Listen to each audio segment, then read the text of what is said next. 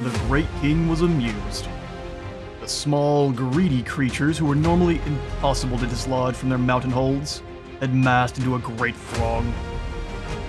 Thousands of miners and warriors had been gathered in a vast, heavily armored and loudly grumbling war host of revenge. Their leader, Thick Skullson, had declared not a single gemstone would be mined until they had settled the grudge against Settra for the slaughter of all souls in Al-Haik, where the King of Kings had torn down the gates and let his legions of death wash over the town, leaving not a single survivor. This invasion force arriving outside of Kafr had interrupted a messenger bringing news that a delegation he had sent to the lizardmen of Tlaqua, bringing spices, precious stones, and other luxury goods, had successfully negotiated a tentative trade agreement between the two nations. The roads leading south from Antak and Sudenburg would soon be heavily laden with foot traffic and merchant caravans, as commerce would grow between the kingdoms in short order. Prince of Nurus' report had also arrived earlier that day, bringing word that Senhenizmet had continued to successfully unearth and restore more deadly Ushabti constructs to working condition, and even more Tomb Guard had made great strides in their training, being granted the title of Hawk Legion to reward their prowess. Things were going exactly to the Great King's plans. The only thing standing between him and his continued conquest were several thousand dwarves. It was time once again. Joff would feast well this day.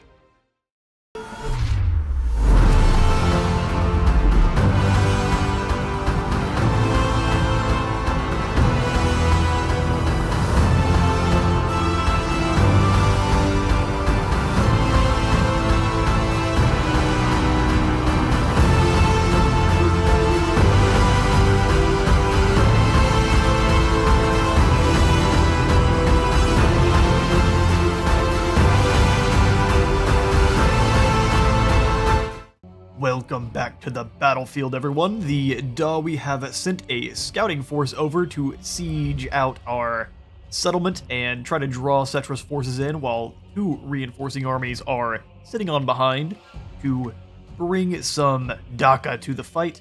Let's put it in slow-mo and we can kind of go over what the formation I was rolling with. So I had some troops from the garrison. The plan with them was just going to charge them all the way across to get them set up and prepared for the reinforcements.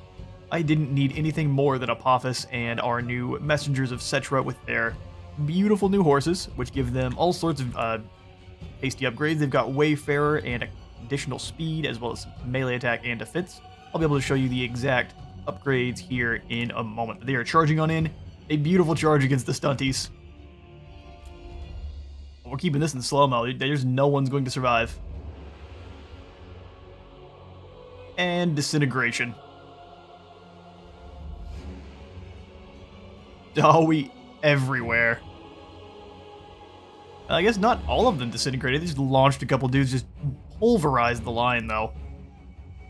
A few of the lads are just looking around confused. Where'd the boys go?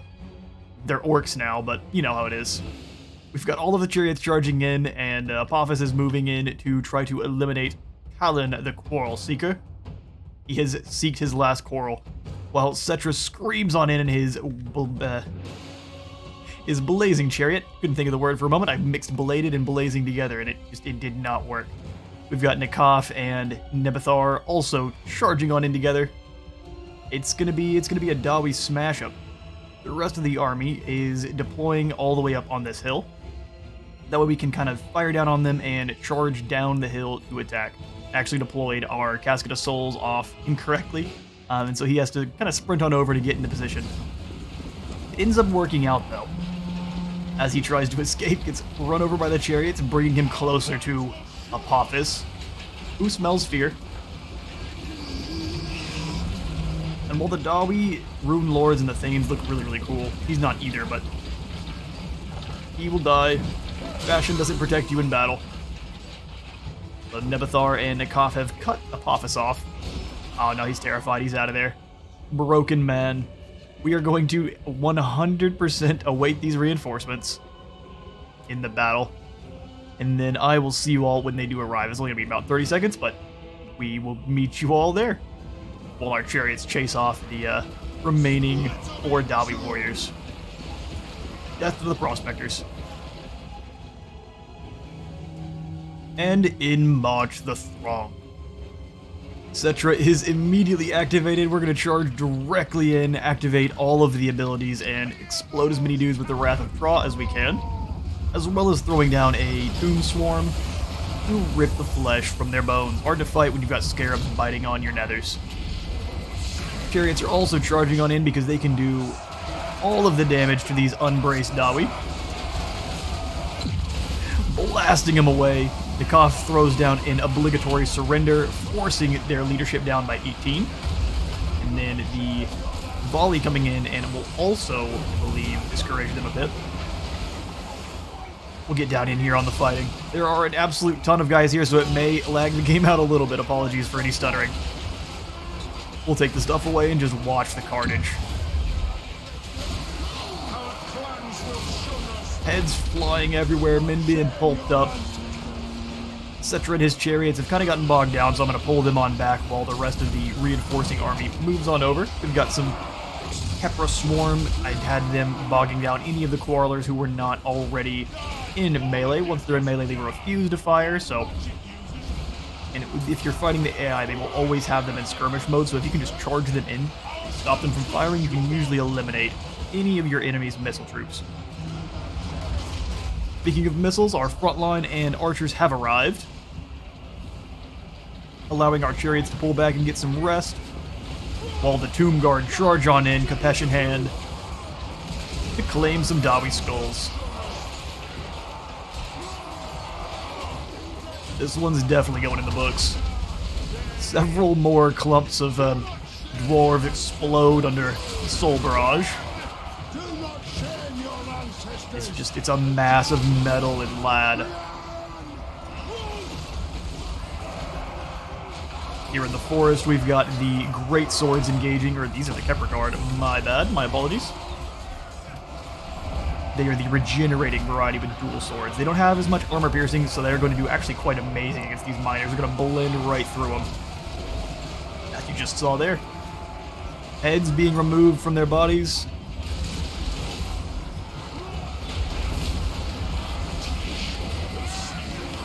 We're going to have to put it back in slow motion because it looks like the battle has more or less broken. The Dawi have lost their will to fight. They've lost so many of their brothers. They came into this fight with 3,500 and most of them are now laying broken and bloodied. As another cluster of about 8 of them go down. We will continue to rend and cleave as many of them as we can so we can reanimate their corpses for laborers later on, and I will catch you all on the campaign map. Even outnumbering us 2-1, they stood not a chance. Settra scoring 211 kills, 191 going to our Tomb Prince. That forced surrender ability on Nekaph is crazy strong. The negative, I believe it's 18 total to leadership on top of what you can do with Settra's abilities.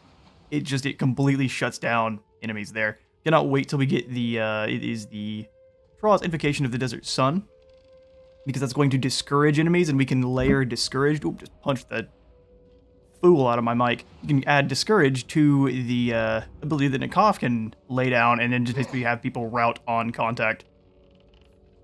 For the victory, and we limited the dwarves to almost 0 kills apiece, which is amazing. Thick Skullson actually managed to survive, but we will bind these souls, so we're ready to fight the next battle. We'll get a couple extra turns of replenishment as well. Dwarven Dread. Another victory for the records. The dwarves have learned to fear this one. That they have. Thorhall, Quarrel Seeker, and Callan, Quarrel Seeker, both fell in combat. I believe they're brothers. And they're both of the Quarrelsome family. We unlocked the Sphinx of Usek.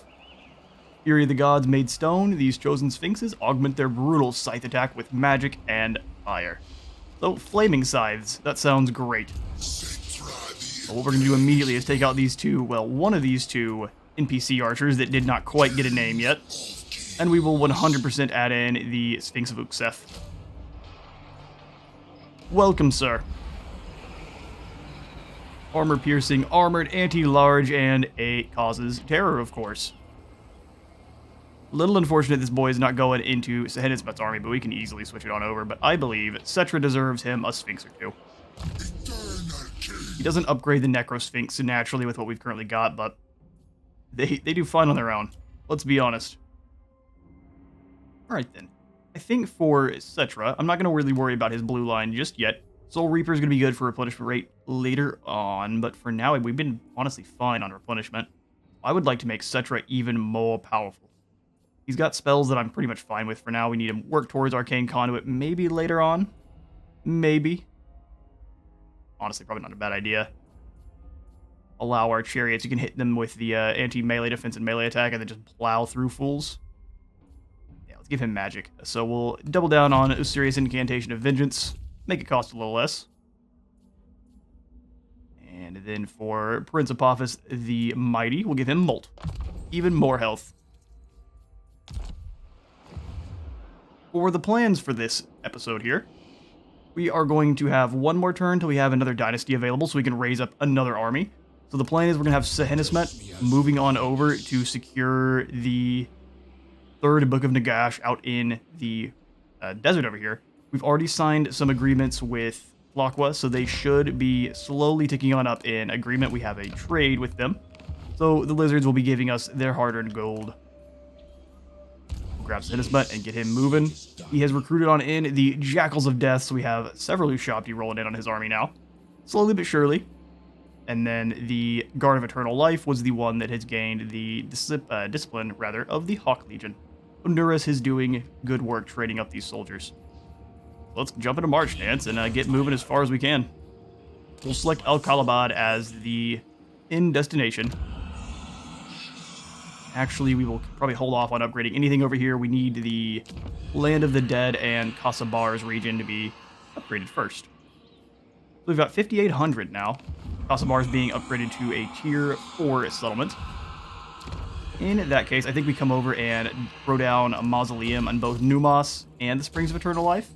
Going to give us a little bit more research rate on both and give us another building slot on both as well. So all of the minor settlements are going to be ready to go and giving us all their growth and research, and we can focus on Kimri finally. Oh, the Settra. I believe what we're going to want to do is, can these guys reach Coffer? Oh, we're not going to get to see. We're going to try and hope they cannot reach Coffer, and I think what we're going to do is come over and claim Martek. I mean, Martek has no one there. Let's go ahead and grab Firus first, since it is kind of isolated. If the pirates decide to come down and cause us problems, we will deal with that in due time, but for now, we march on the Dawi. This one will give to auto-resolve unless we lose anyone. Yeah, unfortunately for you all, your defenders are weak. Virus falls to Kimri. The streets will run red. We managed to fit 3 of them total into jars. And we'll just go ahead and occupy the settlement. The coast of Araby has been secured. Perfect. Alright, we're back to destroying the statues of Joff, and we have a Charnel Plaza in over here in Firus. What is the building that goes in there? That must be for Britonia. It sure is. Oh, the Herald. Already got compulsory surrender. Its armor's looking good. I think we just keep working on Blade Master. His leadership is nearly 100, so unless we have too many issues with him starting to break, we won't worry about giving him extra leadership for now. Just continue increasing their combat potential. Once we cross 400 Canopic Jars again, I will happily go in here and give another one of the Hawk Legion to Sehenismet, and they eventually will be traded off into another army on their own. Senefret, our spy. Yeah, let's keep on moving. Discovering new empires, finding new lands to subjugate. And before ending the turn here, since we are about to have another dynasty that needs soldiers, we will quickly go ahead and awaken the 2 mortuary cult units we are able to, unless we don't have the gold. We'll start with Usirian's Legion of the Netherworld, which are Nehekara warriors that are ethereal and have a Strider, so I guess they also have magical attacks. Magical attacks, ethereal, and Strider, so they move around pretty quick. Go ahead and awaken them on up. Welcome, warriors. And then I guess we can no longer awaken anyone else. We are very dirt poor. That's fine. We grab one of these weapons for all the issues, then we would be fully out of our Canopic Jars. The Giant Blade would be very nice for 99, though. Give us a bonus versus infantry additional and some more weapon strength. Let's go for it. Spin some of our jars. We'll make more. No problem. We've got enemies everywhere. Go ahead and pass this Giant Blade off to Prince Onuris. He's got a Brass Cleaver for now, increasing the melee attack of all the troopers around him. I thought that was pretty thematic. Also, we didn't really have much else, but now he has a Giant Blade. And we can give Settra's Tomb Prince, Nebathar here. He's got a Biting Blade at the moment, just giving him some extra armor piercing. Let's give him a Brass Cleaver instead, so he can increase the melee attack of everyone around him. And then this Biting Blade can go to someone else. I guess we'll have a new Lord pretty soon, so we'll hand it off to them. For our commandment at the coast of Araby, we are going to continue to go for the worship of Pra, I believe. Oct is not bad. It drops construction costs and gives us a bit more gold. But I think we'll just go for Pra to keep that growth rolling. And then we will march on Martek. Unless the followers of Nagash try anything foolish. I have conquered your city-state before. Should I do so again? That's right, Settra, let her know. Quit calling me a servant. Do you not hear what he just said? She wants to trade. You don't offer us much gold. And they did actually change the victory conditions so that we'll check here in a moment to see if it actually applied to ours, but I don't believe Khalida should count as one of our victory conditions. However, I still would like to recruit her as one of our lords, and the only way to do so is through combat. So, Settra is going to test Labaris through a contest of arms, and actually through doing that, we actually should become better friends with Krotgar. So we should have all of the lizard buddies down here in the south, unless Krotgar has claimed cities that don't belong to him, in which we will pry them from his cold, dead hands. The cities of Nehekhara are without compare in their scale and grandeur. However, time ravages stone just the same as flesh, and now our buildings are badly in need of restoration. On which of them should we focus our endeavors? We could rebuild our armies, which is not a building, or our cities, which is a building. Militia Restored is honestly not a bad one, but let's continue to go for overall infrastructure building increase. Improve our cities on up. Followers of Nagash have themselves a sandstorm going on, so they're going to hide over here in the Sheik. That's fine. I'm going to continue to slaughter your Dawi allies. Dynasty researched. In the aftermath of Nagash's reign of terror, King succeeded... Oh, okay. I'm reading. In the aftermath of Nagash's reign of terror, King succeeded King in a period of great strife, division, and civil war. Drops our research rate to an unfortunate 88%. For our next research, we're going to start with the Priesthood of Ualadap. I am probably butchering that one. Let me know in the comments if you know how to pronounce this properly. I'm just going to call him Big U. Priesthood Big U gives us the Carrion Riders, which are an additional regiment around, so that's going to be the first thing I go for. Thank you. And then after that, we'll go for Dark Brotherhood to finally unlock us the Colossus. The Necrofex Colossus. Not the Necrofex. It is the... What are you called, sir? The Necrolith. Close. But the Necrolith Colossus comes in anytime we have one of the pyramids, and I believe in some other buildings as well. So we have Settra's Pyramid and one over in Kasabar going up in 2 turns. Al-Qadazar's as well will give us access to one more Colossus. We'll put them both in Sahinnismet's armies, of course, and that'll be pretty crazy awesome. We're going to keep him marching. Keep moving over towards El Kalabad. And then we will raise up a new army here in Kimri. So, do we have anyone important over here in the Tomb Kings? No, these are all gold hoarder. I mean, income from buildings in the local province, and then income buildings from the entire faction sounds nice. But Amenemhedem is our Vulture Lord, and the pirate, well, he has tomb ships that ride around and blow up pirates in the name of the Vulture God, Big U. So he's got all sorts of good abilities, down minus 100% attrition for High Seas, Reef, Maelstrom, and Storm. Extra charge bonus for Carrion, extra income for raiding, 100%.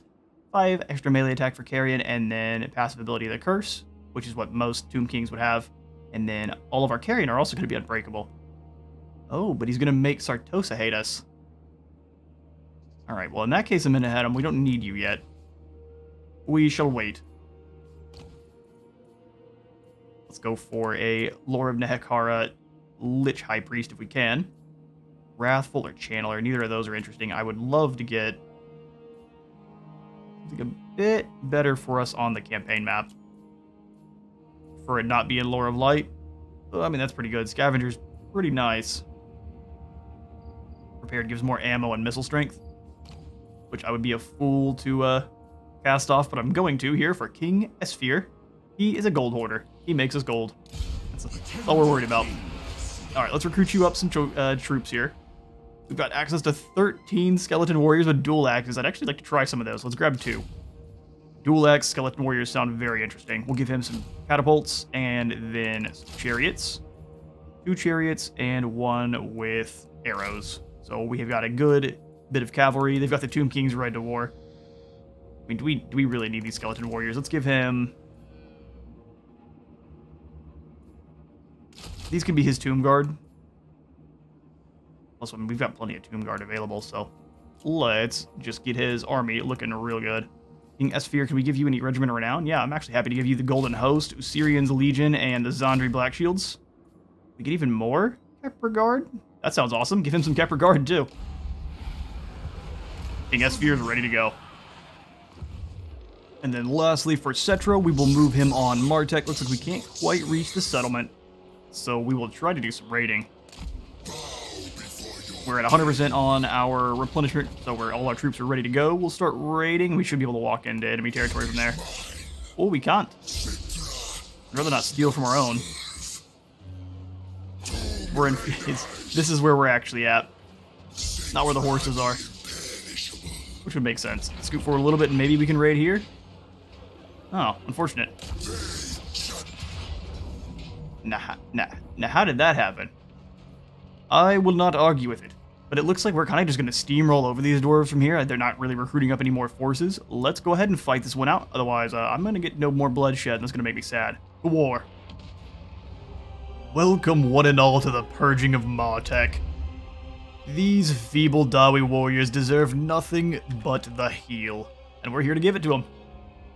We've got the chariots screaming on in. There's literally nothing here that can stop them on a charge, so we're going to send them in to smash up some quarrelers. They'll take us some hits on the way in, but we will keep casting with Settra, an entangled body.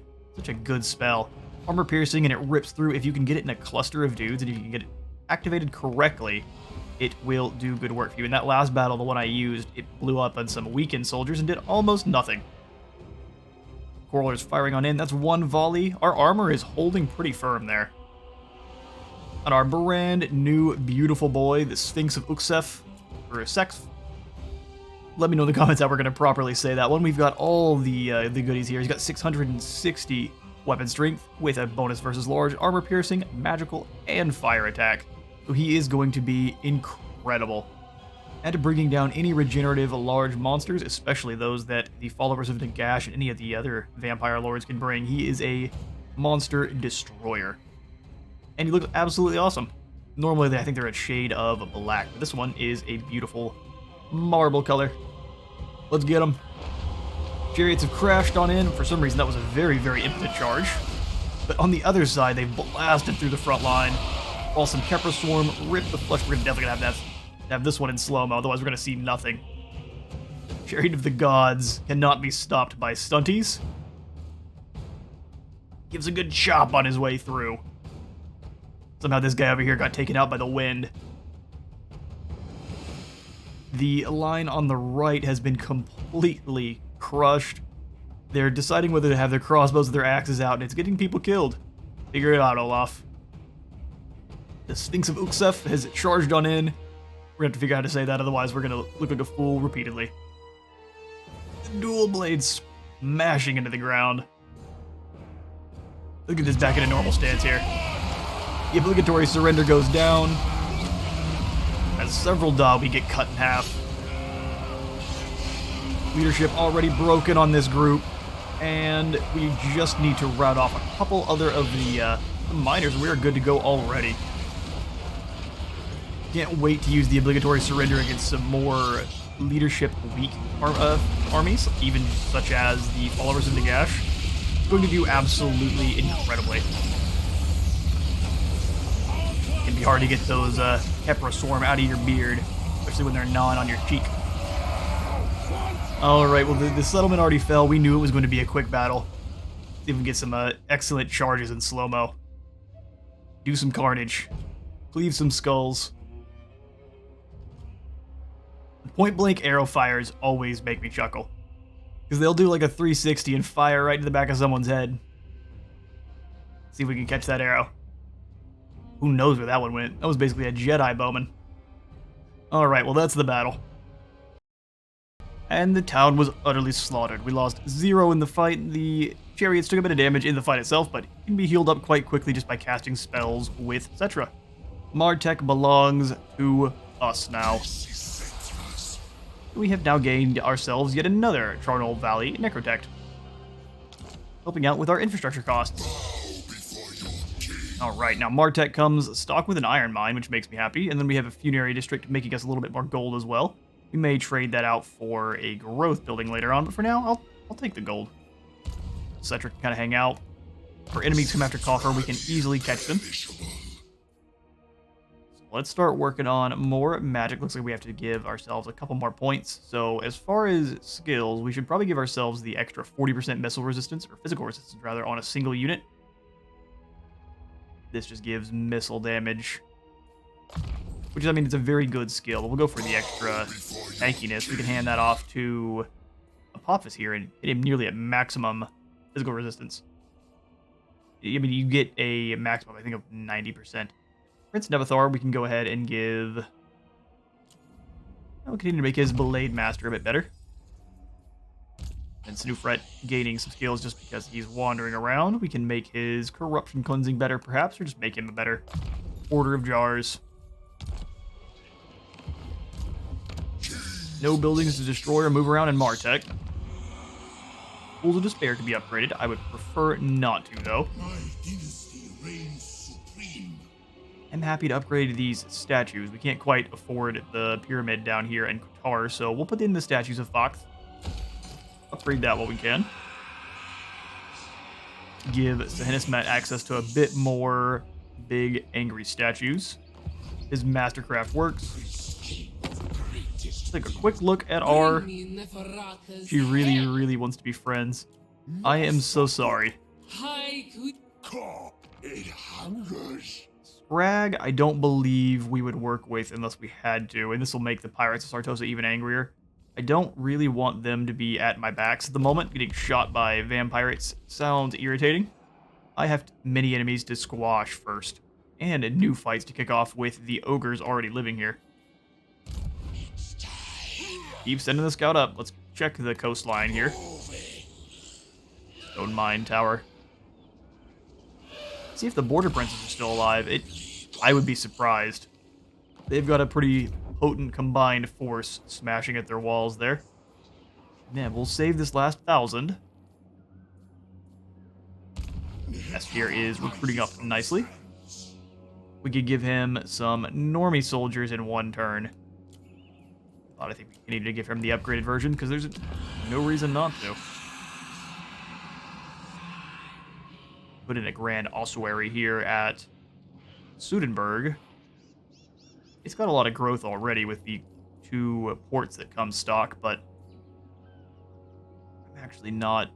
Yeah, I'll take that. We'll put that one on in, and we'll go ahead and give the turn from there. Dynasty Research, the Priesthood, Ulat. Big U. We get an extra Lich Priest capacity and some Carrion Riders. Get in here and grab some real technology now. We could just keep adding extra heroes. I would not mind a Necrotect. Can we grab one over here for less? A Necrotect for Knop Jars sounds nice. And actually, we do need one of these quite badly.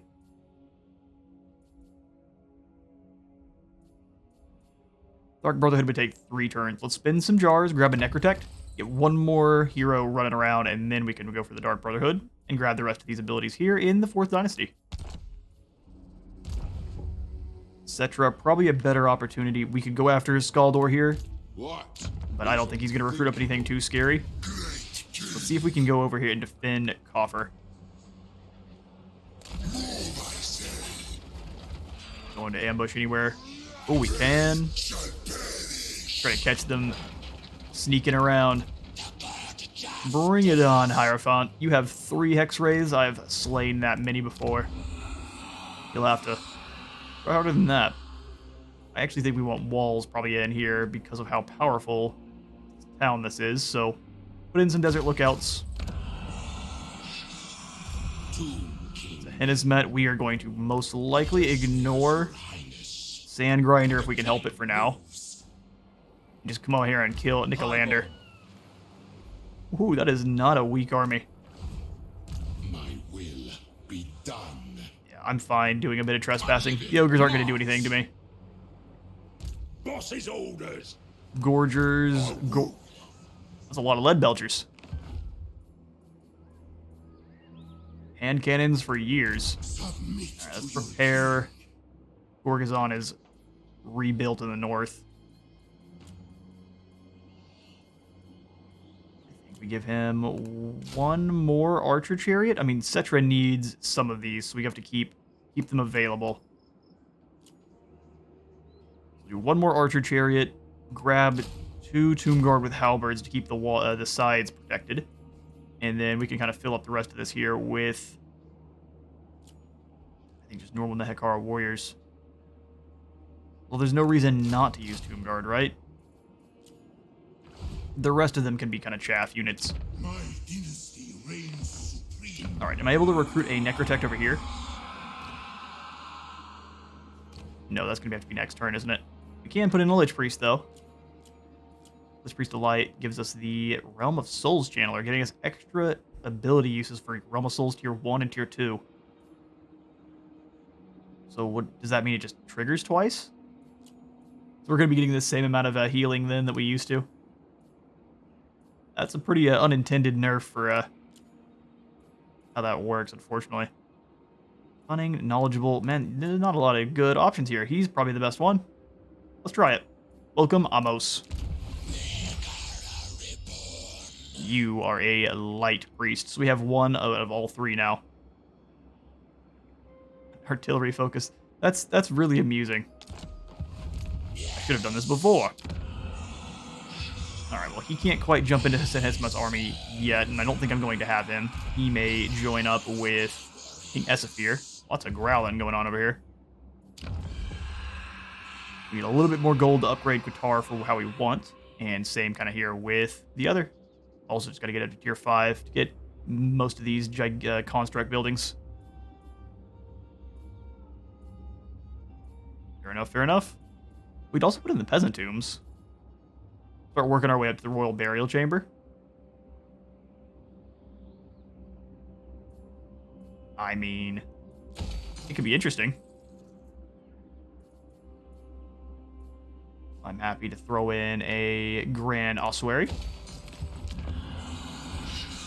Over the Plain of Tuskers. I guess we will just chuck in some walls. Yeah, keep it safe. Just kidding. We'll come over here then. Change our plan for the Grand Ossuary because it's not that needed.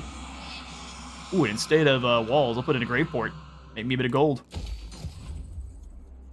Make me a bit of gold.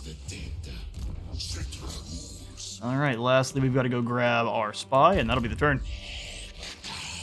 Keep on moving, brother. Man, Bloody Hands are doing very well. Warzag and his Savage Orcs. Savaging up the Badlands, for sure. We will be there to claim it back for Nehekara in due time. First, though, these upstarts. What happened in my long absence that I must now parley with lizards? Calm down, Settra. Lizards seem nice. Look at him. He's got a sweet little mask. He wishes to offer his help. He wants a non-aggression pact. Fair enough. You offer gold. And we did manage to ambush the followers of Nagash. Sorry, Menkare, you're not as clever as you thought you were. Let's bring them down. They would so brazenly trespass on our lands without first watching where they were going. What fools. Start things off in slow-mo. They've got their Hex Rays in the back, so I have all of my magic users and all my speedy units in the back to deal with them and keep them quarreled in, because if they are able to get out and attack any of these main troops except for my halberdiers, they will do good work. So I've got both of the halberds stacked on one side, and then this main line here can deal with any of these skeleton warriors, absolutely no problem. Swing on back over. We've got the bats and some chariots to deal with. The bats are really just going to be bogging anyone down. Decided to have the chariots charge in and blend up some doggos. They do not accept a charge very well, especially from a chariot. And that unit is basically already mashed away, jam coats the ground. This group was hit fully in the side, entirely unprepared, and will start crumbling away immediately. Syrians ripping through these ethereal units. Any kind of magic you can use, dust them down with quickness, especially anti-large flaming magic. Several X-rays take a dirt nap. And while this isn't the best fight for our chariots, they will assist Settra in getting some hits in on behind from while they're not paying attention, and just keep a few of them's attention off of the Great King. They've got some chariots of their own, but these will lose in a straight-up fight to ours without even a shadow of a doubt. Horses biting, glaives slicing, but we have caught them in a pincer between two, and so this group of chariots is not long for the world indeed. And they start exploding. Settra has already defeated his own unit of Hexrays. 2 of them have already fallen. We've just got to deal with this last one. The Sphinx of Uksef is doing its thing, but it is but 1 unit against very, very many.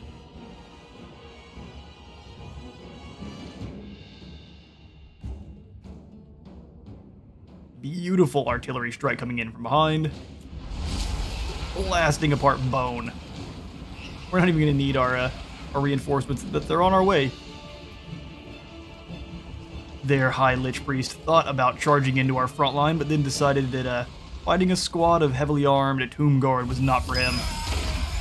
He's going to cast some spells while he can, blasting apart some of our regenerating guard, which is probably his best target for us.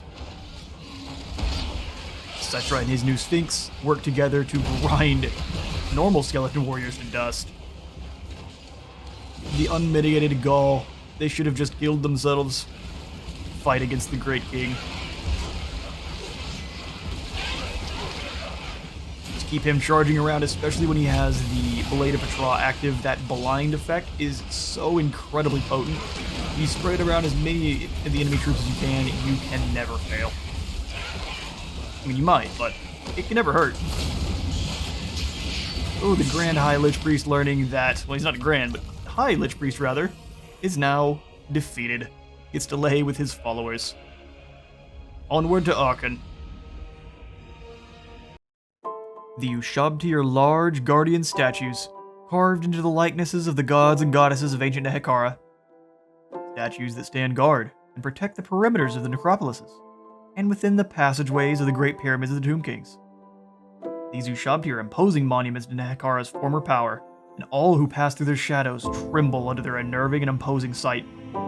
In ancient times, the living warriors of Nehekhara took great strength from the fact that the Ushabti fought alongside, for who could fail to be inspired by the physical representations of their gods marching into battle at their sides?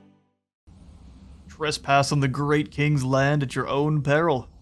We tore through them like they were made of wet paper. That was very, very, very good.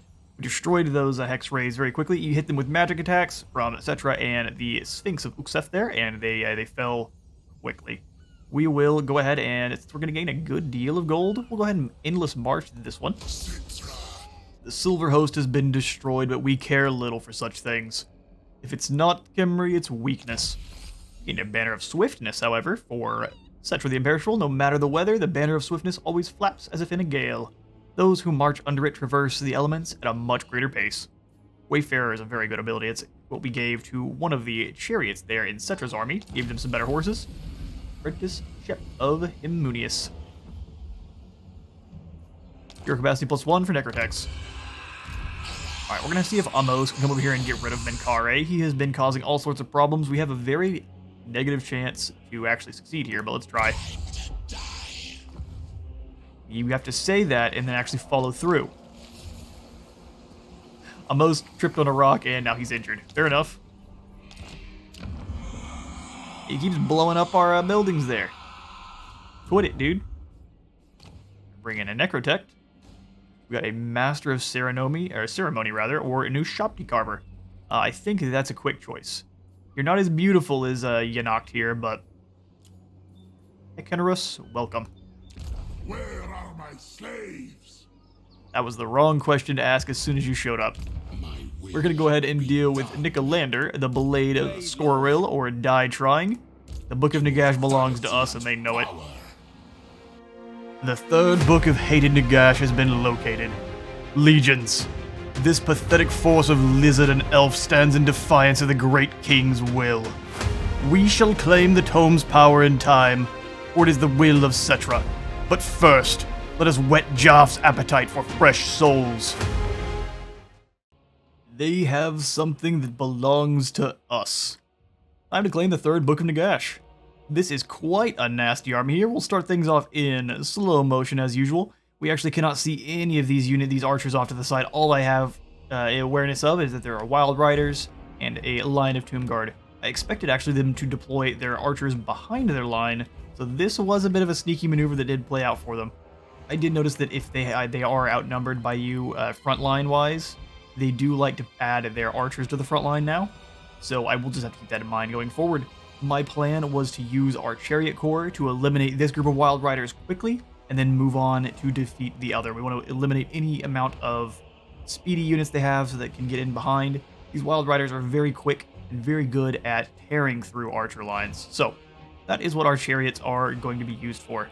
We've got the Lich Priest here in the middle. He's going to be using Melkoth to slow down any speedy units that may be trying to escape, as well as doing damage to archers himself, because he can... just about the only unit he can actually fight are individual units of archers. While the main line charges on in, and we're going to try to isolate some of these big boys from the Temple Guard, because the Temple Guard are going to be very adept at defending them as the beasties smash through us with their Revivification Crystals. So, we've got a lot of work and a lot of high value targets to eliminate. Let's get it going. Our Sepulchral Stalkers are going to be very, very adept at knocking out large units, and so I was going to try to use them to eliminate these Wild Riders. But again, I did not know that these Way Watchers were here, so something that will be impacting. First battle line's been engaged, Wild Riders versus Chariots. The reason I was using all of the Chariots at once is this is not a fight. Chariots would typically win in a one-on-one engagement. With all of the use and the Melkoth slowing these units down, we should rip through the green defenders. And they're deer. Some arrows flying on in, blinking harmlessly off our plating, semi-harmlessly. Skinks with their poison darts are able to slow our chariots down to a pretty extreme extent there, so the Stilodons are able to try to keep up, and they are able to pretty easily outpace us. I wanted to focus all units on eliminating these Wild Riders, and now they can actually start working on other targets. Try to pull the chariots on back. Every single one of their archers is over here firing on them at the same time. That focus fire, as you can see, is hurting a lot, as one of the big dinos bounds happily after them. Some Way Watchers sneaking on in. Excuse you need to wear some more clothes there, buddy. Showing off your cheeks. That's a good way to get sunburned. Got those airburst grenades going on in, or arrows going on in on our Temple Guard over here. They're doing a decent job of dodging, but we're still blasting apart the corner of the line. I wish they wouldn't fire at the corner and they'd shoot more towards the middle. That's what it is, though.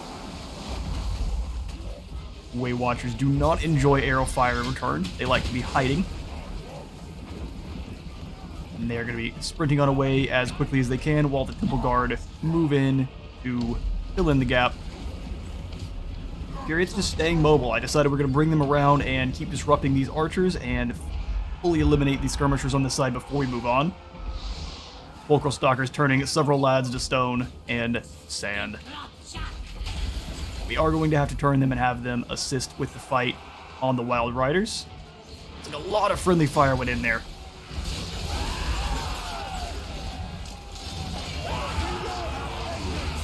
An absolute savaging.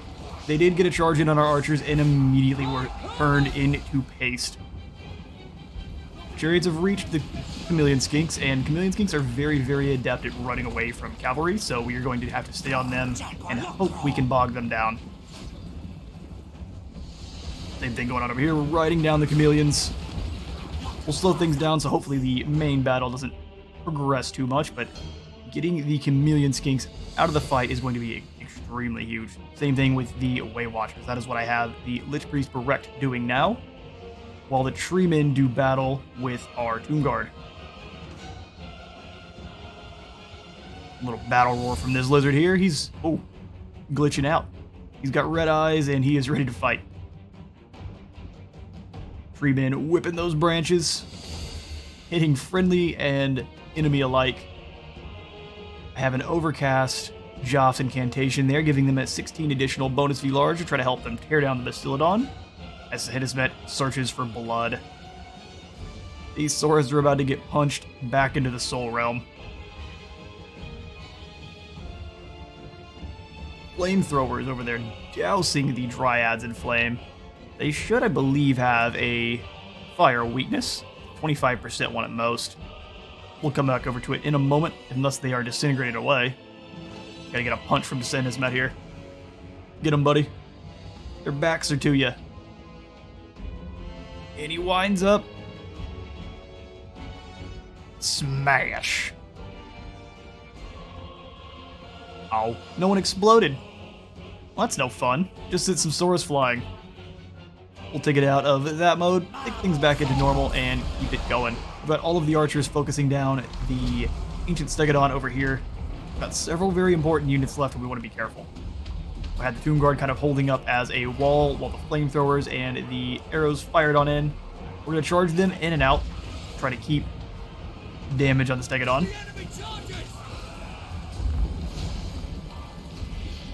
Lich Priest doing his damage. Great Swords have taken a lot of damage themselves, but they've been chasing around enemies who are able to fire on them as they run, so not to be unexpected. And they have been dueling with giant trees. The Cobras charge on into combat, whipping those tails. It's not a fight they really want to be taking, so I want to be pulling them out as quickly as I can, while the Temple Guard and Treemen and Saurus all fight together here against Sahedismet and his Sacred Crook.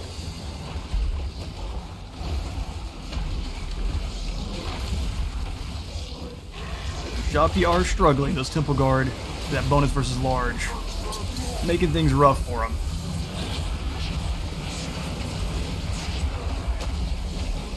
But they feel no fear and no pain, so they will keep fighting to the very end. Leaving Temple Guard out of their way. No one's safe. They are starting to fizzle on away as the Crook slices on through again.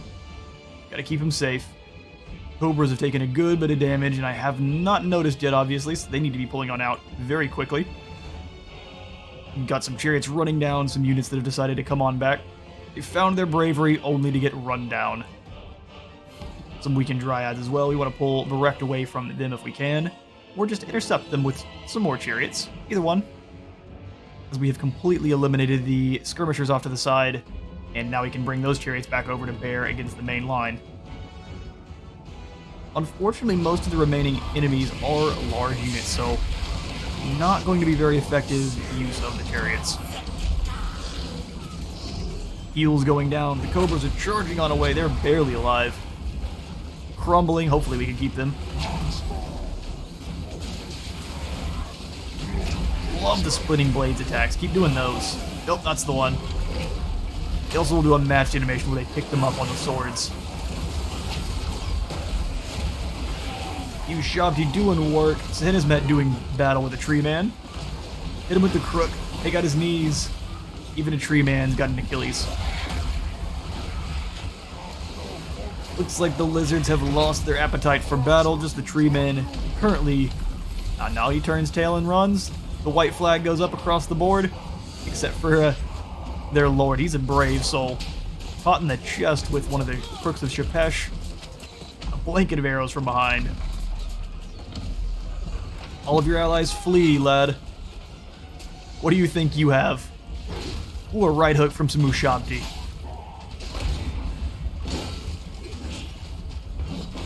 You're getting styled on. It's time to leave. Yeah, no, he's had enough. The third book of Nagash is ours. Execute this man.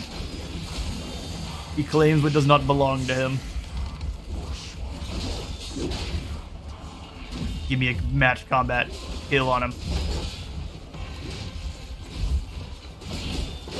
Asking you shall receive.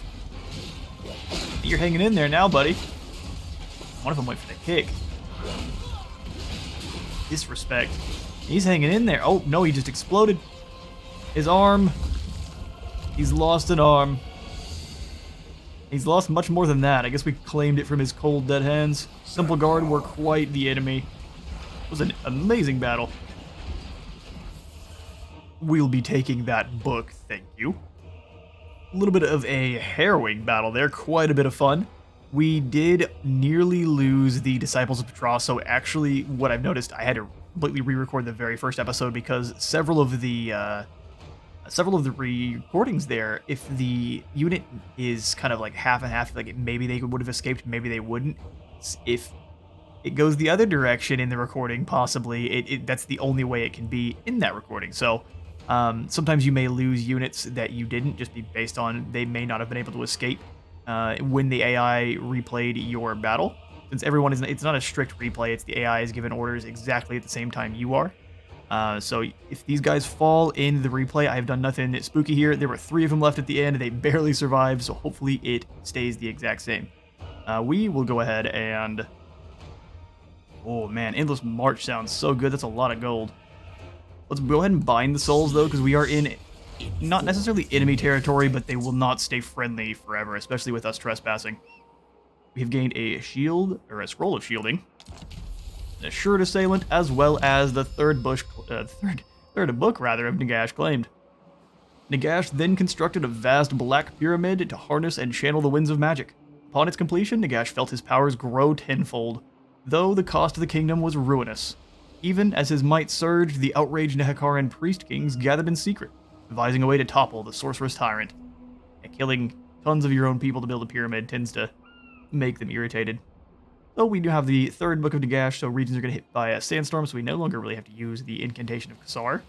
And we get an additional 15% replenishment after sacking or occupying its settlements as well. Very good.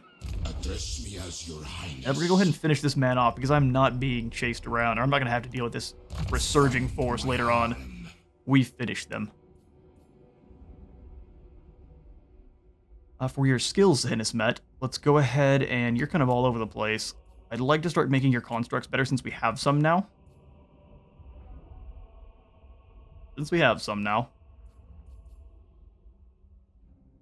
But for now, we'll finish off Conqueror and then we'll start working on his red line. Got one more skill so we can grab the Ancient Ushabti, so here's what we'll do.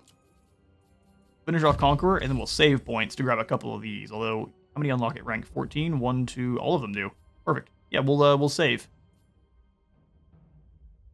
For Barek. Me as your highness. He is already a keeper of the lore.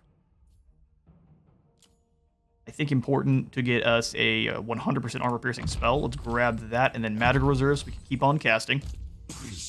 Prince Onuris, the Tree Feller. Heir of the Chariot King. He gains the passive ability in the Tomb King's Road to War on a chariot. Oh man, I didn't want him on a chariot. But that sounds awesome. Locks the others. Yeah, Onuris was going to fight on foot, but... That's such a good ability. We'll go ahead and give him Royal Lieutenant because I do want to remain true to the lore I've given him. He will be a foot soldier, fighting alongside his lads on the front lines. Nebethar is the one we should have given this one to, but mistakes were made. And actually, I don't remember that being on this one before. I feel like it was just extra leadership, and if it was and I missed it, my bad. I would have selected that one 100% of the time. The Prince, though, he does need some skills. Let's go ahead and give him Blade Master, max that on out. Office himself. And we're making him very good. We give him Blade Master as well. He actually struggles with leadership more often than the others. So yeah, we'll go ahead and give him Indomitable. Off the Herald. His leadership is looking good, and I've never had any issues with his. So I think we may give him some ceremonial bandages, make him a little bit more missile resistant. Devastating Charge is good and all, but charge bonus is Neither here nor there. We'll go ahead and give him a little bit extra. Missile resist. My lane. Settra's going to claim some rain. Oh, the Unearthed Arcana of Nehekara, giving us extra research rate, less mortuary cult crafting cost, and Canonic Jars. That sounds good. Sounds good to me. And then we can unlock Petra's Invocation of the Desert Sun. We always need a nuke for the battlefield. Alright, come here, Trollin. Your king demand. We've got to hunt you down and use your bones to build up a new bridge. It's just the way. To war for Nehekara. Nehekara, indeed. Let's go ahead and harvest these organs since there were so few of them. End them all. Stuff them in jars. Gained 8 channeling staff, which is very good. Strategy. Not quite rank 14, so we will hold off on that skill, but you, good sir, can grab hard to hit. Prince Anuris, the Invincible. Then Sinisma himself will go ahead and... Well, we could prepare for a war with the Ogres. I would definitely want to bring down this army first. Being in March stance is very... This is spooky. The Ogres may choose to betray me, but if they do, I think we can deal with them. If we can't, we will figure that one out very quickly. Back over in Kimry, it's time to throw in another pyramid. I'd like the Pyramid of King Far. This monument, much like the man himself, is defiant against the otherwise unstoppable march of Settra's armies. Well, that's why it's being built in Settra's kingdom. You're a recruit rank +1. Is that for everyone? That sounds pretty good. Max Ontak out. Sudenberg could use some walls. Since it's, or not Sudenberg, but the Planet Tuskers could use some walls since it's kind of the most southern part of our empire here. Good news is the lizards are not really negative, so if they, once they start ticking up in our relations where they are fully green, I will go ahead and delete this building, but for now, good idea just to be protected from the south there. And I'm happy to upgrade the Pools of Despair, even though it's in kind of a dangerous location.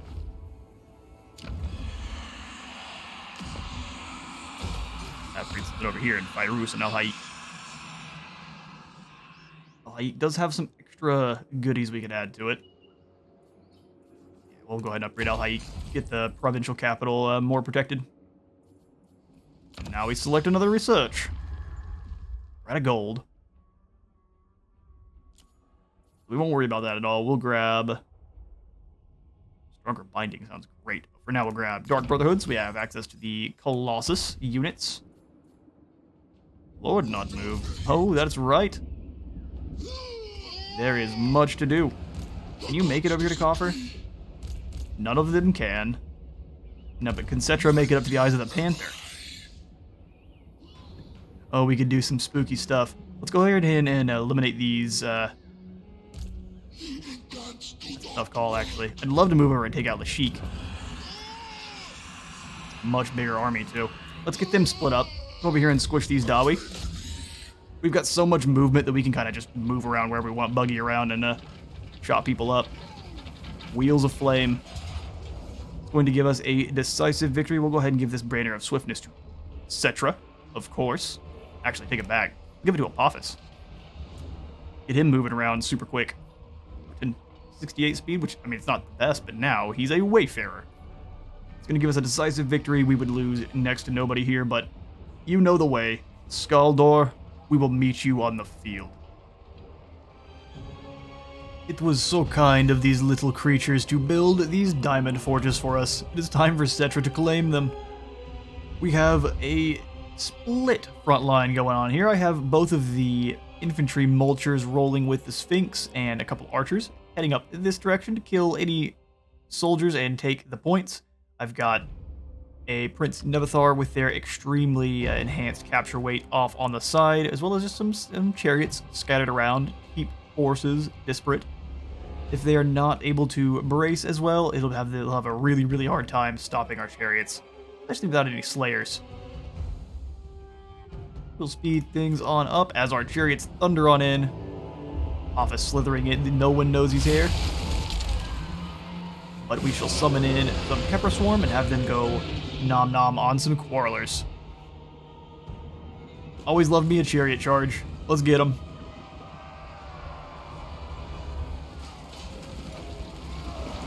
That's the way.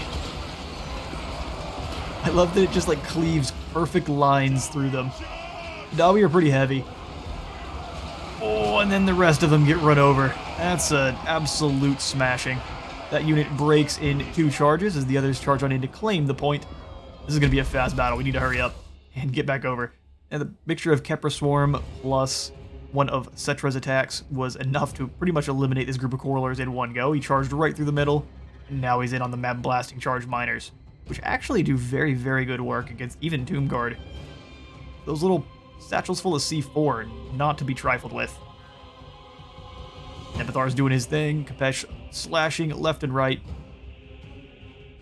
Do the slashing of the left and right, so I don't seem like a liar. He won't be having it. They are already shattered. Office was trying to chase down their lord, but he got caught in, so I had to use the entangling body to explode several of these dwarf warriors who were very confused as to what just happened. Did not mean to take the UI away there, but we have already defeated both of the units that were defending on the left, while Settra and his forces move forward. The front line has not even arrived yet. And I'm mostly just going to use them to secure the area behind us. Settra is an absolute monster. As it should. Each swing of Apophysis' blade, I just want to be able to see the damage. And Dwarf Lord is doing a very good job of defending. But Apophis is going to scream at him every single time, so eventually he will falter. Rip of Osirian coming on down. They actually have a good deal of their army back in the back and had some grudge throwers back here, so those needed to be quickly dealt with. Nepathar was in the back, massacring miners, helping out the Union. Greats have found themselves a juicier target in the Quarrelers who were unprotected. And they send many a Dawi flying. While they're recovering, we can charge on into the chariots, or the catapults rather. Speed right on past them. Can't stop them when they're on their chariots. They move so quick. I really just wanted him to be defending our archer chariots, making sure... Oh, his charge completely stopped at the pole. That's unfortunate. I was confused as to why he did no damage on the charge in, and that would make sense. Everyone else down, though, now trying to move on in to assist with the remaining Dawi in the center line. Claiming some points, which is kind of a secondary task at the moment, but one that is important all the same. Your life for ire.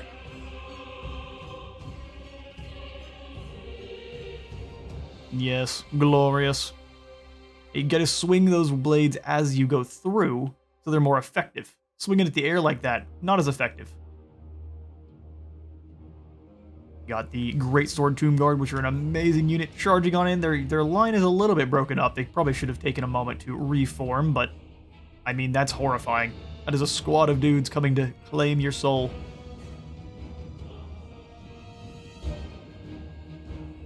The guy got knocked over by his own friends. He doesn't even need enemies. Chariots are the least of his worries.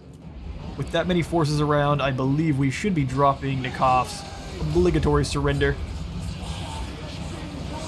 Forcing the white flag to go up. As miners get absolutely smashed. Settra has made his way in as well. They will not be fighting for long with the amount of damage this has hit.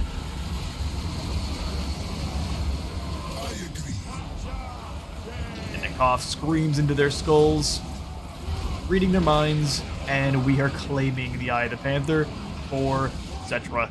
Sphinx had bounded on over to assist out our prince. He was doing just fine though, but smushing some dudes just with its legs, can't even be bothered to slice you up.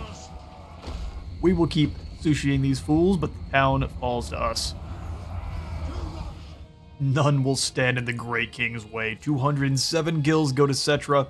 As soon as you pretty much pop Nekaph's compulsory surrender, it does exactly as its namesake suggests, and the enemy gives up. We lost 0, they lost 1,453. Well, I mean, it does help that we have the Sphinx now, this big old stone boy with his blaze running around. Basically got giant lightsabers. we could sack the settlement for a little bit of gold. Settra's carrying the gold off. Now we'll go ahead and claim this. It belongs to Nehekara. Skaldor Gundrickson has been killed in battle. Storm of Necromancy has kicked off. Uttering the dark litanies contained within the third book of Nagash has caused a furious, swirling sandstorm to come into existence. Now it threatens to consume all in its path. Even the Lich Priest's death magic cannot hold back the savagery of the elements this time. I mean, is it going to hurt me? That doesn't sound positive. Not for Settra here, then. We'll go in and give him, finally, Petra's Invocation to the Desert Sun, locking out these other two options because they're so strong. But this one's going to be a bombardment spell, rather. That is, we're going to have 3 uses of. Costs a ton of Winds of Magic to use, but it is obviously going to do a ton of damage in return. Or Apophis.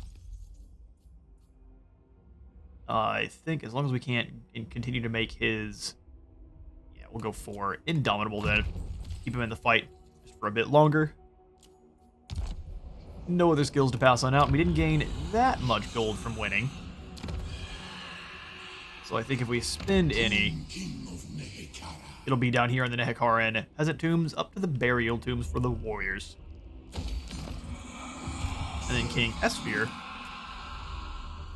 We want to give him the Carrion Riders. They're going to be flying war beasts. They're a magic harvester. We get 3 of them. Interesting.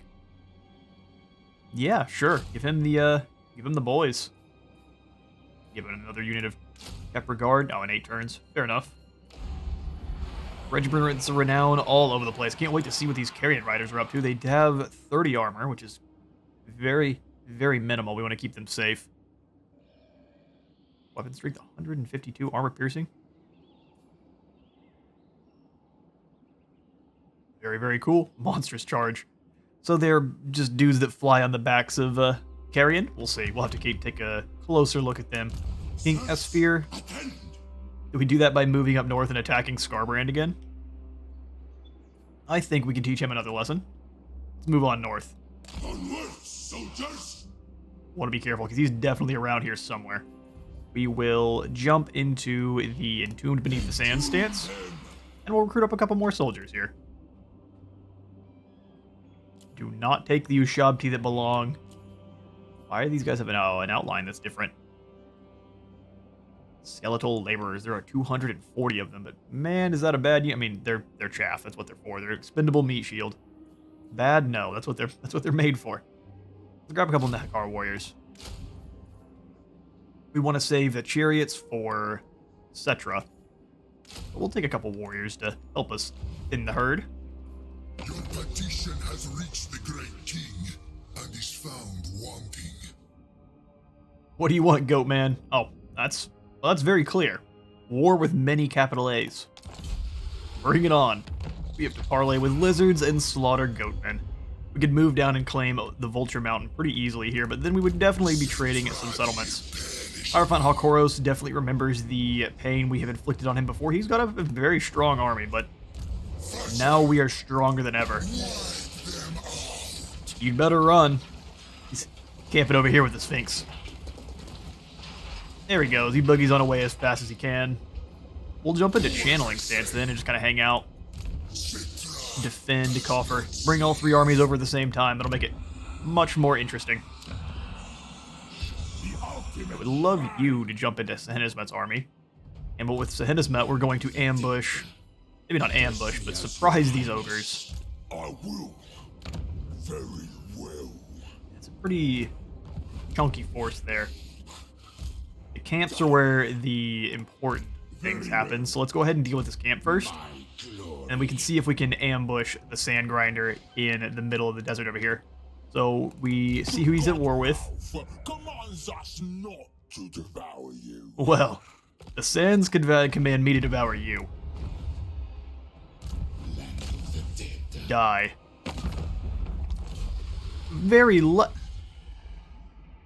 Uh-oh.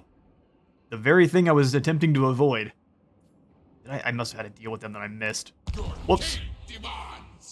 The Great King has so much going on, he forgets his deals with petty ogres. Oh, I can't. I was going to try to encircle them and bring the Necrotect in.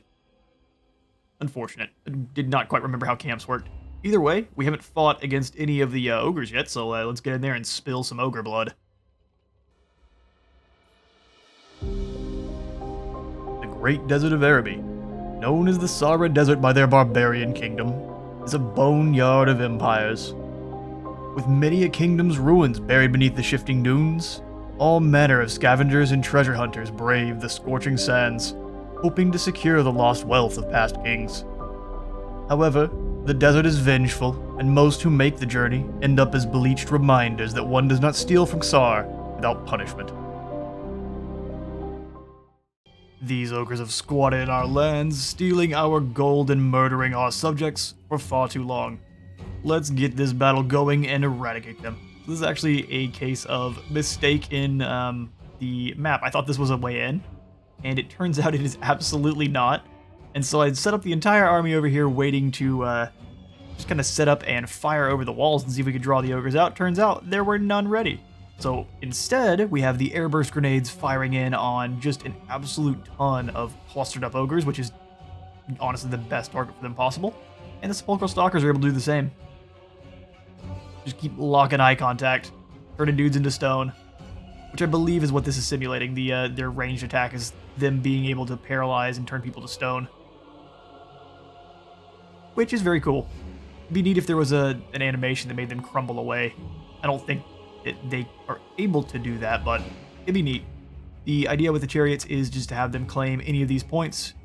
We don't want to be shot at by any of their towers while we're busy trying to murder these big chunky boys. So the ogres are charging on out, which was actually quite surprising, so I brought the sepulchral stalkers back. Once they're out of combat for a moment, they will, or not just out of combat, once they're far enough away, they will disappear again. But if they want to run in a straight line, we can keep blasting them with the great bows. Messengers of the gods doing their thing. Arrows going out. I love these arrows. They are awesome.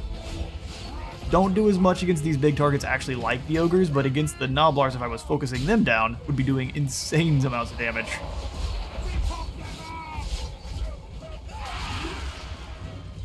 Sepulchral Stalkers had pulled the Lord away far enough, and since they are bonus versus large anti-armor, armor piercing, they will rip this tyrant apart. He has picked the wrong battle. Health already down by about 30%, and it's going to continue to drop quickly. And unfortunately, the rest of the army has to move very slowly through the outside, the inside of the camp itself. Our Ushabti have engaged the line of Ogre Bulls, gleefully cleaving through Ogre flesh. And the sands are going to run red with blood of this day. This man's, he's really excited to be here, but he's late to the party. And I will have the Ushabti. They're currently firing on what I perceived to be the most deadly target, which was the Great Bulls, or the Bulls with dual weapons. But since there's such a huge cluster, we're going to switch the target to this unweakened group, and we're going to see that health drop so quickly.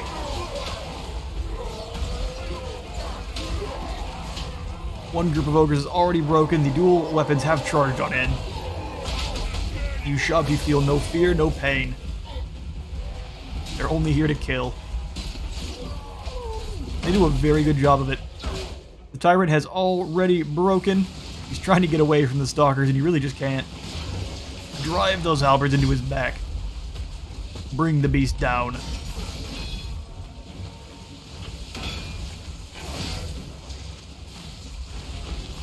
My hotkey for slowing it down appears to have not worked, but the meat cleaver falls to the ground. Creepy face of one of the stalkers. Move on, sir. Trying to watch the fall of a tyrant. 6 Simper.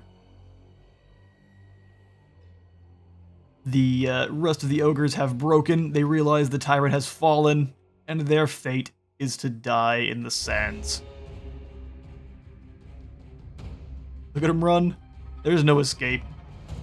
We have one final unit of ogres in the middle here who have a tomb swarm going down on top, as well as one of the Pit of Shades. Our Lich Priest is going to drop on this unit that is literally standing in a perfect circle. They have been trained well. Gorgers are actually a deadly unit, but they're just going to stand there and take free damage. Not as deadly. The great bows were able to fire in on them as well. I believe that targeting will be switched pretty soon, but they were eliminating the unit that was running. Flamethrower Cobras, though, they can cook up some Gorgers. Oh, such an awesome unit. Searing Flame and Cleaving Blade. And the Gorgers are overwhelmed.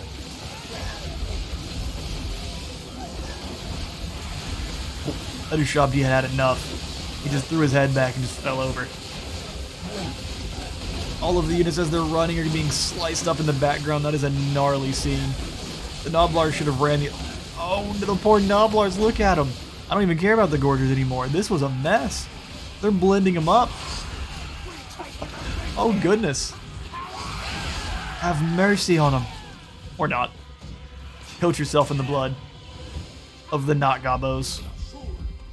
The town... Or I guess this barbarian camp falls. That's how you pack up an ogre camp. Famished lost 405. We lost 4. I mean, we definitely overwhelmed them. We didn't even need to use the majority of our front line. We just got to use our Ushabti as we wanted. So we'll go ahead and bind these souls up. Get us back up to maximum. Since we are now very untrustworthy, we are now the bad guy. Nestled carefully into the abdominal cavity of a formidable necrolith colossus sits Sahidismet's burial casket. Ringed with powerful ensorcelled runes, this armored casket overflows with eldritch power and serves as an eternal throne from which the Vizier can command his armies, giving him extra armor and melee defense, 10% additional ward save, and then an item. We get power recharge plus 200%. We lose, we get some decrease to our cooldowns, but we get to recharge our power by quite a bit, but it also apparently affects our enemies, so if we're fighting against other spellcasters, we give them a buff as well. Fair enough, fair enough. What's the best one we want here? So this would give us extra Hyro-Titan capacity, which we can't even recruit one just yet. Or Tomb Scorpions, but this would also give all of our Kepra Swarm perfect vigor. Pretty good. We'll just probably go for the Ancient Ushabti to start then, giving us access to 2 additional Ushabti Ancients, which we also cannot really use, but this still buffs all of our Ushabti and the Great Bow. Plus getting 4 or 7 additional recruit rank for Ushabti units, that's pretty awesome. We will grab it as so, and well, none of the other ones we can grab just yet. We can't really recruit any of these individual troops. So I will go for the red line then. Start upgrading the Ushabti over here as well. Immortality and power. Correct. Let's go ahead and give you an upgrade to the Pit of Shades, making it a bit cheaper and allowing it to be cast a bit more often. Land of the dead. We'll jump into an ambush. Although can you guys reach El Calabad? No, I don't think we'll probably succeed in ambushing them is the only issue. I'm happy to try though. Happy to try. Have to go up here and destroy Gorgazon yet again. I foresee there being almost no Cornate defenses set up, so we'll go ahead and just attack it, sack it, and run away again. 3 defenders this time. Putting in the work, keeping your settlement safe. Oh, we could go ahead and raise it then for the Canophic Jars, which I think we'll do. An Acolyte of Sock. Looted a settlement, or raised a settlement.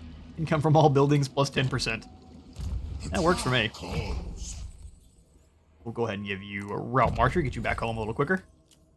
The rest of your army's looking good. We'll just keep on going. I think as far as upgrades go, Kimri's looking good. We could upgrade Ontok to being a tier 3 settlement, which is probably a good idea. Then we can start working over here momentarily. We've got a lot of growth. We'll go ahead and upgrade the Black Tower.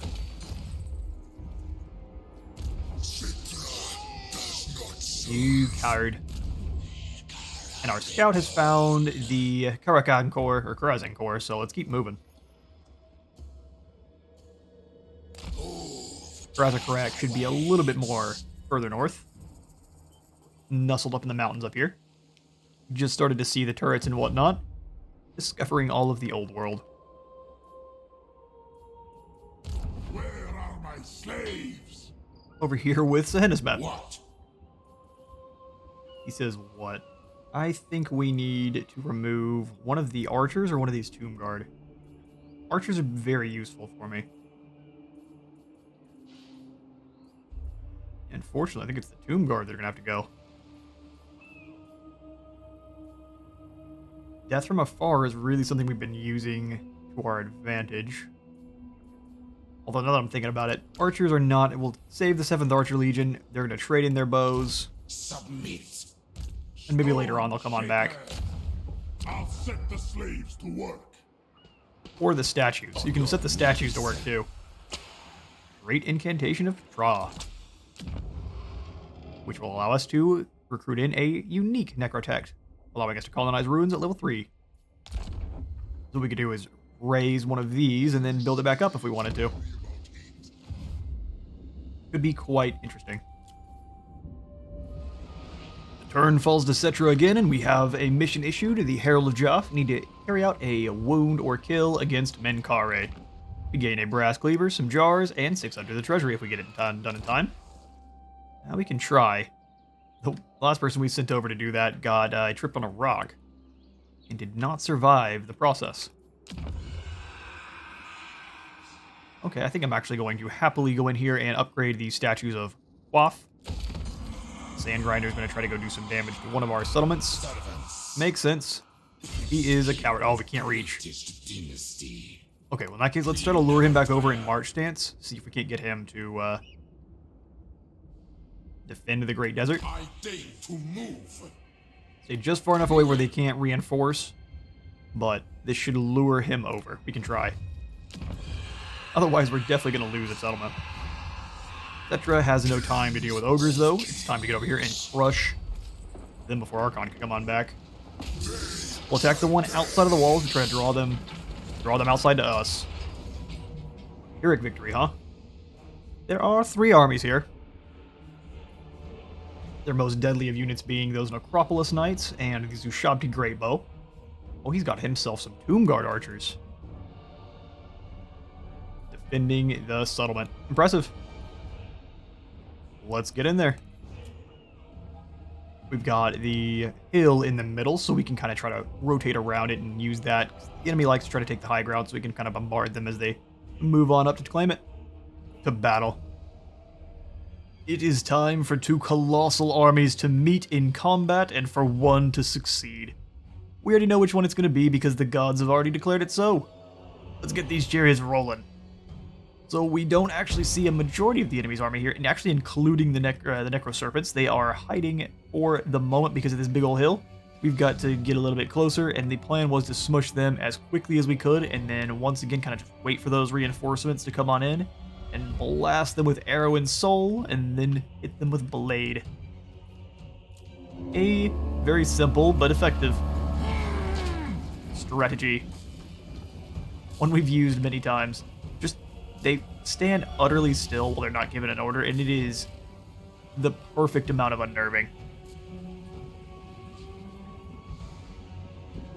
Our enemies charge forward, not realizing that they are made of but flesh and bone. And that doesn't fare well when being run over by chariots of the gods. Both units are pretty well immediately eviscerated.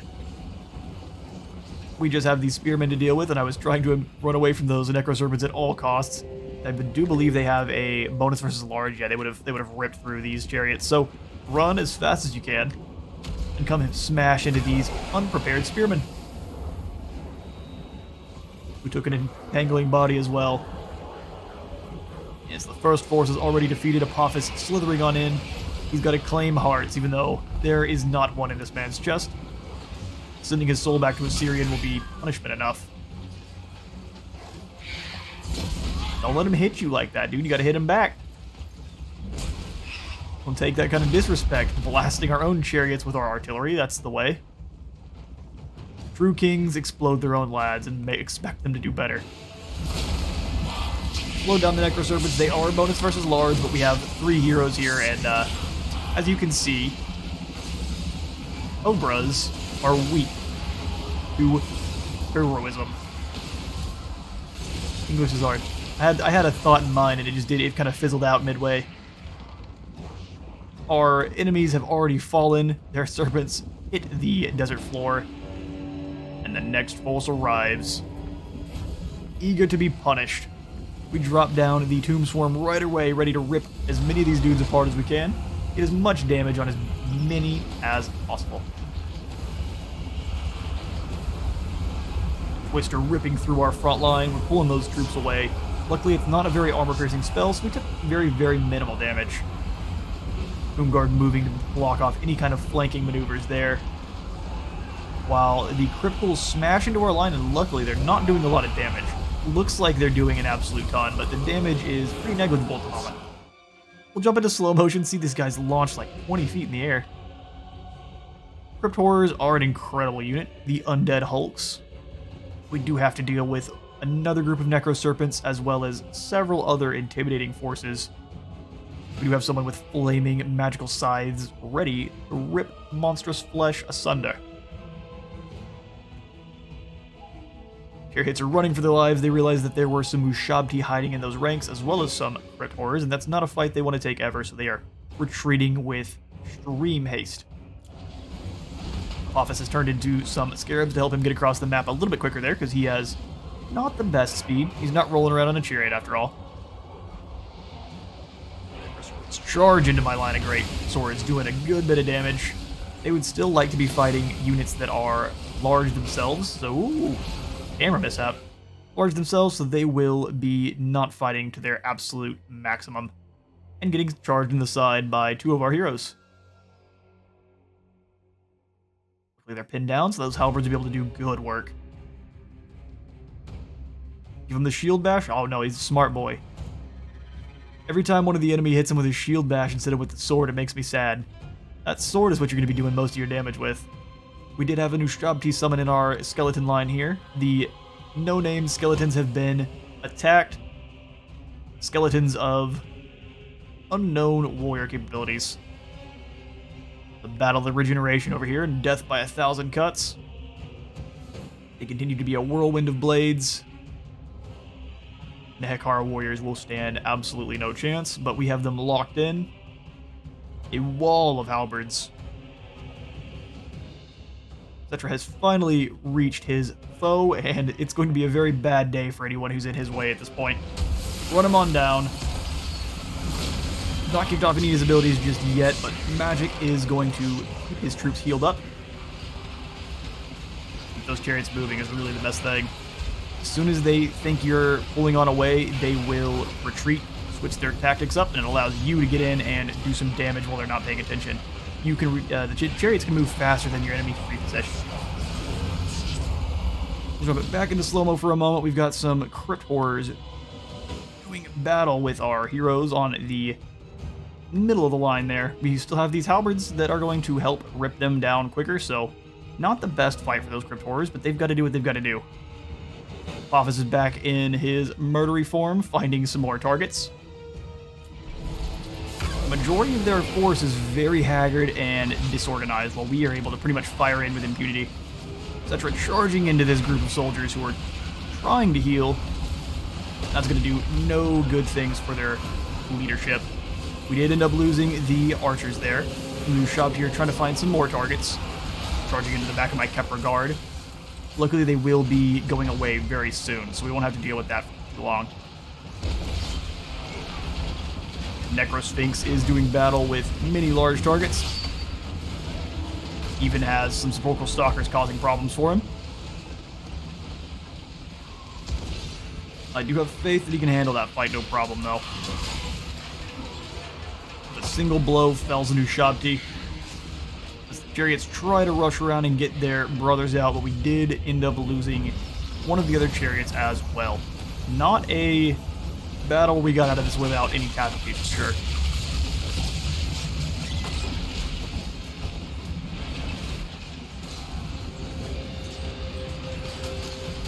Settra has himself directly in the middle of the enemy line. cleaving men apart with his magnificence. And those Kepra Guard hitting normal infantry are going to blend through them, as long as they're not getting blasted apart by their own troops. Our Sphinx with that fire and magical damage should be doing very, very good work against everything around him here. Save for those spearmen, of course.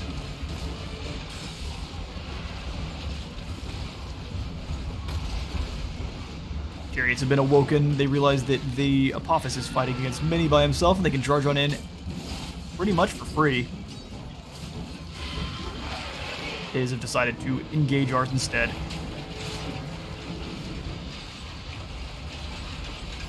We'll have a good old-fashioned chariot rumble out on the side. Once again, any kind of time their chariots get into a melee with mine, it's a pretty quick defeat for them. The leadership has broken. I am not sure what that was, but someone just drop a pyramid in the middle of this map here? Well, it was probably the spell. I didn't realize I had it until the very end because it was on the little flip switch, so we'll see that one. But a very large war host of the followers of Nagash crushed underfoot. We only lost 2 units ourselves. A very, very good victory. 3,700 road to face us, and none remain. We only lost 269. We did end up losing one of the NPC skeleton archers, as well as the messengers of Settra. They did not go quietly into that good night. They dropped 238 enemy before they fell themselves. The Sphinx doing his work, being a big beastie. We claim victory. We will go ahead and... Oh wow, surprisingly almost no treasury for claiming them as captives, since they mostly fizzle away into dust, so we'll bind their souls. Gain a new Ushabti bodyguard. Be cool if you could use that on the battlefield. We will go ahead and claim Lashik or Settra. And another storm of necromancy is unleashed, which will just keep us kind of covered while we are able to recruit up some more chariots to replace those we've lost. We're going to definitely go ahead and upgrade Shaw's Invocation of the Desert Sun that I 100% forgot to use since it was on the tab there on the magic wheel. If there's a tab down there, I will usually forget it until about midway through the battle. But now that I have good and embarrassed myself once, I should keep it in mind for the future. We'll grab Blade Master and then start working on Indomitable. Later on, we'll finish off the Canopic Jar Hoarder and maybe start working on his training, since we are going to have to start training some new soldiers after we've lost a few. For the Scarab Lord, we'll finish off Indomitable. And for Nebathar, I think we will transfer on over to start getting some extra jars. None of our heroes have really struggled too much in combat, so we will take this time to re-rest up and rearm. So we will have to do this in global, which makes me a wee bit sad, but gotta do what we gotta do. What's awesome. That is so amazing to see. Okay, so let's go ahead and grab some chariots. We just need the 2. It'll take 2 turns for them to come on in, but again, Settra is... We're in a good spot here, and if Thick comes on back over, we will deal with him. Wazik, he is. Land of the dead. Let's kind of go a little bit further so we can catch up to him if he runs the other direction. Stride to greatness. Perfect. Any upgrades to be had? We can go ahead and throw in the Spice Bazaar. Gives us a bit of extra trade goods produced there. We're not trading with a bunch of different people yet, so maybe we hold off for now. At the Springs of Eternal Life, which is actually, I would consider one of our safer settlements in kind of the middle of our empire here. I'd kind of like to throw in this obelisk. Maxed out, it'd give us a little bit more research rate. We will go ahead and in Numos, we do have both the Scarab City, which is going to give us corruption help, but we're not worried about that yet. The Pyramid of Prince Tutankhamun is going to be very nice. It gives us extra growth in all our provinces, which is kind of why I've been holding it for later. We also have the Pyramid of King Katep, giving us less construction cost and construction time. So I think we need to focus down Katep next. We'll put in some walls down here at Kosobar since it's a very profitable city at this point. and Krotgar. Man, I don't want to declare war on Labatus, but I kind of do and want to see if he wants to join. So if I join your war against the court, let's add it, but don't agree to anything yet. Oh, he's not that interested. He must be doing very well. Now, Krotgar may end up being a villain after all. Good news is I think we got Tic-Tac-Toe on side before he did. Oh, your Pterodon's name is Wup. Good to know. Yes. The goddess Must. I am thinking I'm going to probably go ahead and trade. Well, no, I would love to trade with... not Zufbar, but Karazakarak. They're unfriendly. They're tolerant, but they are averse, and I think I'm a strategic threat. Fair enough. We'll trade with who we can, then. Cools. The Disciples, we only gain a very meager amount, though. Fit only for butchery. I mean, if you think so. Welcome to the team, Scrag. By the team, I mean, we'll take your goods, and that's it. My dynasty reigns supreme. You need to be getting on back home. You have done your damage. We never tire. Good to hear. You just get debilitated once we initiate combat. Yeah, this army's looking really strong. I want to see them in a fight before we... I was gonna say, I don't really know if I'm gonna have a chance to do that before we end the episode, but I was gonna hope to. See about getting one more battle in. We've already hit 7. This is a very long episode at current, so we'll see. Alright, so the Sand Grinder is attacking the Eye of the Panther. Yeah, fair enough. We were not going to be able to stop this. That's why I didn't do too many upgrades to the settlement. We'll allow that one to go. Revenge will be ours, buddy. Don't you worry. We're going to claim that. Probably a good idea. We put a cant down before he did that, too. Oh, please don't end any agreements. They have no further need of me. Yeah, and that is because we're very low on our reliability, unfortunately. Alright, we lost that settlement there, but we have researched the Dark Brotherhood. And a brutal business. Battles a blood-soaked affair. Limbs severed, bones exposed. Men left for dead on the Krora-soaked fields. Amongst scores of fallen friends and enemies. Good stuff. Alright, well you left this camp here to die. I am going to claim the Great Desert of Araby, though. It's going to be one final battle, and then we will go ahead and end the episode there, but let's charge on in. It's going to give us a decisive victory on the auto-resolve, and we can easily auto-resolve that one, but let's go ahead and take the fight to the Ogres. Please let it be on the field. Yes. An field battle against the Ogres, indeed. They claim to be famished, and so we will feed them sand until their bellies burst. Which is an incredibly dark and disturbing thought. Let's get this going. We've got our chariots off to the side, and all of our Sepulchre Stalkers acting as the spear force. I just use them as elite halberds, more or less, that have also javelin attacks. Quite good. Got the flamethrowers off to the side with our Ushabti and our brand new Necrotect. He is going to be helping out, and he doesn't actually have any abilities, I don't believe, at the moment that do assist them just yet. He has Encourage, which is entirely fine on its own, and he has a bonus for his infantry. But for now, he's just a very good infantry fighter. Here's Syrian already causing problems for the enemy. The armor sundering arrows already claiming several souls. Was that the one that has the magic on it? That's the one arrow that sunders the armor? It was the only one that was a little bit different colored. The Noblar Trappers were hiding there in the middle. They're quite a decent unit if you're using the Ogres. I would recommend them over the Noblars pretty much every single time. That chariot trying to escape. It looks like he's stuck inside that guy's leg. Unfortunate time, for sure. Really, with Ogres, you want to just fill them full of arrows as fast as you can. Get them pinned down on a big unit, and then light them up. Barbecuing them also works quite well. We don't want them really... Ogres do a pretty good job of beating down on large units, so we want to pull them back while we can, while our Ushabti charge on in to disrupt that nonsense. The main rest of the line, rather, has kind of already broken. Chucking all of their knives at Sehenizmet. That should pretty much plink entirely harmlessly off his armor. 3 groups of chariots fighting against Ogres, and chariots do have a very, very hard time against Ogres because they do struggle against large, these every single time. I've never had them succeed very well against them. Beautiful blasts in from the Sand Gaze. And it looks like the Ogres have already lost their will to fight. They are running scared. It's just a flamethrower. You only have to die in agony. What are you talking about? Come back here and fight. Either way, victory for Sehenismet. And so famished they will remain. We lost 2 soldiers in the siege. Very, very, very good battle. One that we really didn't even need to use. Most of our soldiers weren't even able to early. They routed. Speed of sound.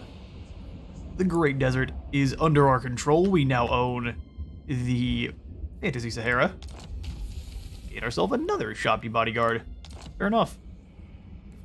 Province controlled, and another storm of necromancy has hit all of our provinces. We could throw in the Lost Tomb excavation here at the Hidden Oasis. Deep below the sands rests ancient tombs long since forgotten. Giving us 25 marble slabs, 50 growth, and then immune to sandstorm attrition and armies in our region. We just have to pay for it. Very interesting. It gives us Tomb Guard on the Lost Tombs, and out from the dark they stepped, sightless eyes gazing out once again across the sand-swept horizon. Gives us more Ushabti, more diplomatic relations with the Tomb Kings, which is interesting. And then immune to sandstorm attrition and perfect vigor for all of our Ushabti in all armies. Pretty good, pretty good. We will throw that in immediately then. And Sehenismet.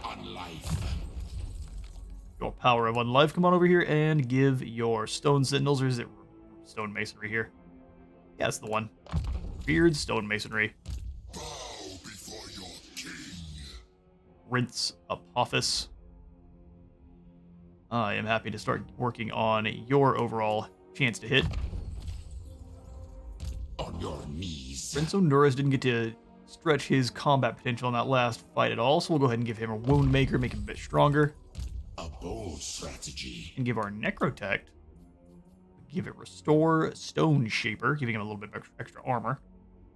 And a slight heal.